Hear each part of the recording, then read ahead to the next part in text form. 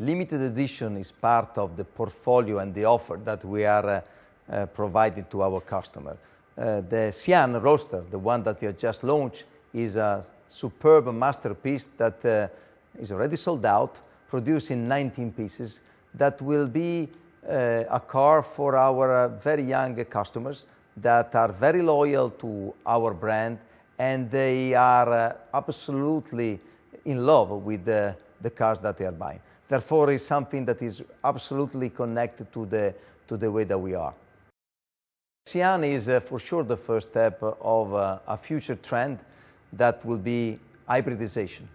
In the path of electrification, this is what we have chosen as the next step in this direction.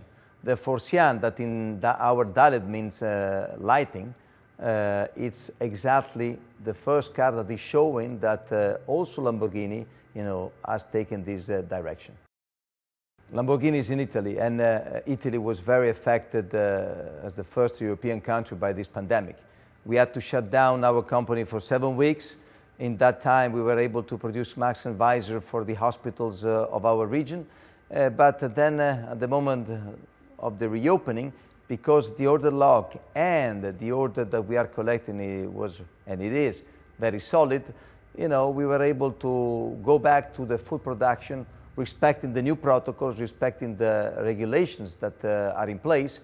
But the good thing is that despite this very big tragedy, our customer really wants to have our cars. So it's our duty to make sure that they're going to receive them as soon as possible.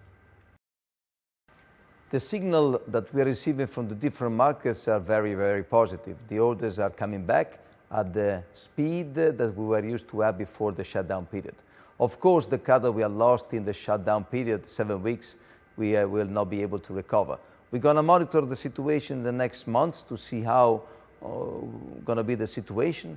The objective is to keep exclusivity at the level that we believe is very, very important for our brand.